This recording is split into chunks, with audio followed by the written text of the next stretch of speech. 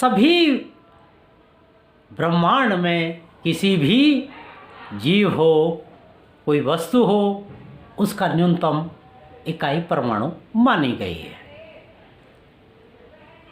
कहा भी गया यथा पिंडे ततत्र ब्रह्मांडे, जो हमारे पिंड में है, जो हमारे शरीर में है, वही इस ब्रह्मांड में है।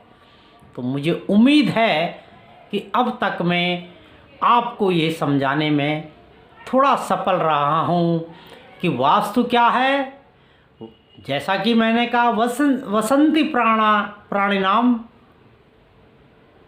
इति वास्तु, जो प्राणियों के निवास का सच्चा सुखद सकारात्मक ज्ञान दे, वही वास्तु है। अब प्राणी कई तरह के हैं, जो जलचर हैं, जो जल जीव हैं, उनका वास्तु जल में होगा। पशु पक्षियों का वास्तु उनके घोंसलों में होगा। और मानव जो कि ईश्वर की सर्वश्रेष्ठ कृति है, कहा भी गया ना, ईश्वर जीव अंश और अविनाशी सहज अमल चेतन सुख राशि।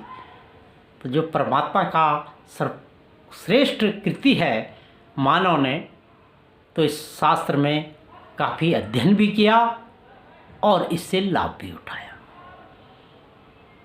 तो किसी भी भूमि, किसी भी बड़े प्रसाद, किसी भी बड़े कमरे का, किसी भी फ्लैट के पांचों तत्वों का हर चीज जगह भूमि भी होगी, आकाश भी होगा, पवन भी होगी, ऊष्मा अग्नि भी होगा और जल भी होगा।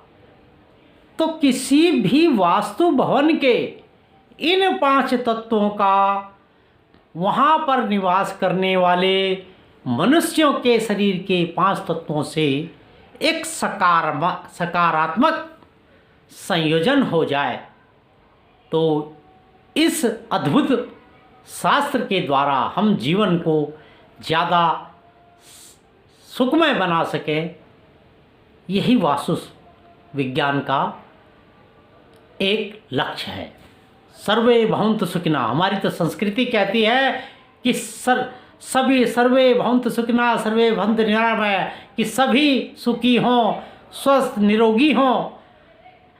ये हमारी संस्कृति का मूल मंत्र है। तो अब आप वास्तु के प्रारंभिक ज्ञान को समझने में शायद लगभग सफल हो चुके हैं। अब प्रश्न आता है कि हमारे शरीर के पांच तत्व जैसे क्षितिजल पावक गगन समीरा पंचरचित या अधम शरीरा, मैं बार बार आपको बता रहा हूँ। तो ये तत्व हमारे शरीर में कहाँ कहाँ हैं, भूमि कहाँ है, जो ये हमारा भौतिक शरीर है, यह भूमि है। भाई किसी का शरीर भारी है, किसी का एकहरा है, किसी का गोरा है, किसी वो एक अलग चीज़ है, लेकिन सभी इन पंच तत्वों में भूमि तत्व से हमारे शरीर का निर्माण होता है। जो भौतिक रूप है, जो हमारी शेर अलग से होता, थोड़ा अलग होता है शेर का रूप या आकार अलग है, लेकिन पंच तत्व उसमें भी है। तो भूमि से हमारा शरीर बनता है। अब जल तत्व कहाँ है, जल तत्व कैसे होता है, मैं भी चिकित्सा विज्ञान की भाषा में बताऊं। किसी को डिहाइड्रेशन मतलब बार बार किसी कारण शरीर में पानी की कमी हो जाए, तो देखिए बच्चों में तो बड़ी एक घातक समस्या हो जाती है, विशेषकर गर्मी के दिनों में, जिसको उल्टी दस्त वगैरह जो हम कहते हैं। तो जो डिहाइड्रेशन का क्या मतलब है कि है जो H2O है, जो पानी है, वो हमारे शरीर में कम हो गया है और ये हमारे जीवन के लिए बड़ा उपयोगी है। इसकी कमी से जीवन में संकट आ जाता है। तो शरीर में जितने जल तत्व, जिसमें ब्लड भी है, पृथ्वी अनेक खनिजों से भरी पड़ी है। तो क्या हमारी बॉडी में खनिज नहीं है? आपको आयरन की कमी हो जाए, आपको सोडियम की कमी हो जाए, आपको विटामिन डी की कमी हो जाए, जो कई मेवा कैल्शियम की कमी हो जाए, जो माँ के दूध में तो हमें मिल जाता है बचपन में, बड़े होकर हमें कई चीज़, तो जो चीज़ इस ब्रह्मांड में है वही तो हमारे शरीर में है, जिसको मैं समझाने का प्रयास कर रहा हूँ। अब आप कहेंगे कि आपने 2 चीज़ें बहुत अच्छी बता दी, तो अब बताइए इसमें भूमि और जल का महत्व, गगन कहाँ है? हमारा ये मस्तिष्क गगन है, गगन अनंत है, विशाल है, उसकी कोई सीमा नहीं है। तो आपके मन की कोई सीमा है? देखो मित्रों, मैं एक और अच्छी बात बता रहा हूँ कि ऐसे यंत्र बन गए जो क्षण भर में सागर की गहराई नाप लें, एवरेस्ट की ऊंचाई भी बड़े आसानी से नापी गई। आसानी से मतलब कि आधुनिक प्रक्रियाओं से सब पता लग जाता है। आप मैच भी देखते हो, वो तो जब वो छक्का जाता है तो दिखाता है वो क्रिकेट में कि वो कितने मीटर का छक्का गया, वो 6 कितने मीटर बाउंड्री पे जाकर गिरा। लेकिन आपके मन में क्या चल रहा है, आप कितना गहराई से सोच रहे हैं, ये कभी कोई नहीं जान पाएगा। अनंत है हमारी इच्छाएं, अनंत विद्या है तो अनंत इच्छाएं हैं। तो जैसे आकाश अनंत है तो हमारा मन भी अनंत है। और उसके बाद पवन क्या है? गगन समीरा।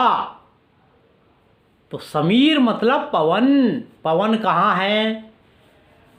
ऑक्सीजन आप ले रहे हैं, कार्बन डाइऑक्साइड हम छोड़ रहे हैं।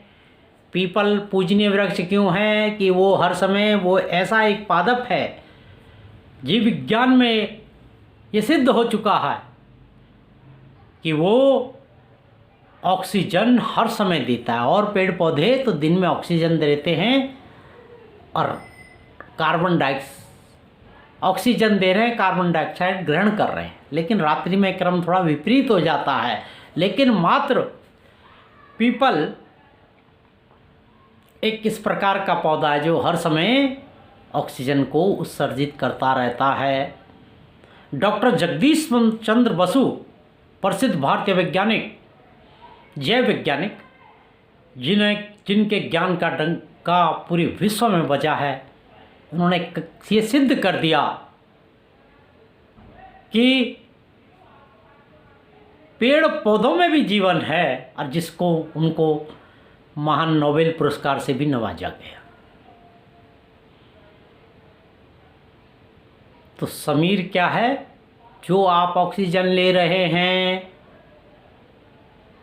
और कार्बन डाइऑक्साइड छोड़ रहे हैं, तो यह शरीर के लिए, और इसका महत्व कितना है, 2 कोरोना की दूसरी लहर में ऑक्सीजन की कितनी आवश्यकता पड़ी, यह एक बहुत सरल उदाहरण से आपके मस्तिष्क में सारी बातें स्पष्ट हो गई।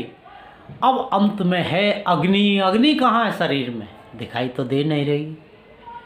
जब हमारा शरीर तप जाए तो घर के बड़े बूढ़े हाथ से पकड़ के कहते हैं आज तो बेटे को बुखार आ गया। माताएं बहनें, माँ अपने शिशु के माथे से पहचान जाती है कि आज मेरे बच्चे को कुछ ज्वर की आहट प्रतीत हो रही।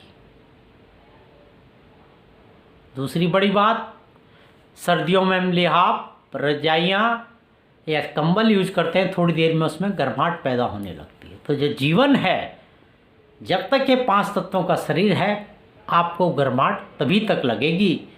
यदि आप किसी निर्जीव को ढक देंगे या किसी मृत शरीर को ढक देंगे तो वो गर्म नहीं होगा। 2-2.5 घंटे बाद जब शांत कहते हैं ना। और आपने सुना भी होगा कि कई जगह शोक सभाओं में क्या कहा जाता है कि श्रीमान श्री श्री श्री पंच तत्व में विलीन हो गए। ये वही पंच तत्व है जो श्री राम जी तारा को समझा रहे हैं कि हे तारा, कि आप शोक मत करो, ये महाराज बाली का शरीर है जो सिद्धि संस्कार के बाद पंच तत्व में विलीन हो जाएगा। और एक और बात, सत्य सनातन धर्म में जो 16 संस्कार, जीवन से मरण तक 16 संस्कार होते हैं, उसमें जो 16 संस्कार अंतिम संस्कार है, तो अंतिम समय में मनुष्य को जब हम शमशान घाट की ओर ले जा रहे होते हैं, तो शमशान घाट में जाते समय उसके पांव आगे कर दिए जाते हैं, मृत शरीर के पांव आगे कर दिए जाते हैं। क्यों? क्योंकि दक्षिण दिशा, शमशान अधिकतर दक्षिण दिशाओं में, पहले गांव देहात, पुरानी बातें मैं कह रहा हूँ, शहर के दक्षिण में ही रखे जाते थे। अब हर जगह शायद ये संभव तो नहीं है, लेकिन हम पाँव को आगे करते हैं। यम का द्वार शमशान का है, यम का द्वार, यम दक्षिण में है, तो हम उधर पाँव से उनको ले जाते हैं। तो इस प्रकार आपको पंच तत्व के विषय में स्पष्ट हो गया कि ये जो चौपाई रामायण में है वो वास्तु के लिए ही कही गई है। और वहीं से मैं मानता हूँ कि वास्तुशास्त्र का ज्ञान हमें मिलता रहा, जिसको कि वास्तु के शास्त्र के 18 प्रवर्तक, 18 आचार्य हुए हैं, जिसमें महाराज विश्वकर्मा और मैं ऋषि, इन दो का नाम प्रमुख रूप से शास्त्रों में वर्णित किया गया है। तो विश्वकर्मा महाराज और मैं, इन दो ऋषियों को वास्तुशास्त्र का प्रवर्तक माना जाता है। महाराज विश्वकर्मा देवताओं के देवालय कहा जाता है, जैसा कि हमारे पुराण में इंद्र की अलकापरी, दशासन रावण का स्वर्णिम लंका, द्वारिकापुरी, सब उनका एक निर्माण का छोटा सा उदाहरण है। मैं आधुनिक उसमें और कोरनावाट के सूर्य मंदिर, चारों धाम जो हमारे सत्य सनातन धर्म के 4 स्तंभ हैं, हरमिंदर साहब जिसने दरबार साहब भी कहा जाता है, कितनी शांति, कितनी निर्मलता इन जगह मिलती है, कितना मन शांत होता है। इसका वर्णन करना इस प्रकार होगा कि जैसे हम सूर्य को साक्षात दीपक दिखाएं। तो मुझे उम्मीद है कि वास्तुशास्त्र के पंच तत्व का शरीर में निरूपण किस जगह है, कहाँ है, ये आप भली भांति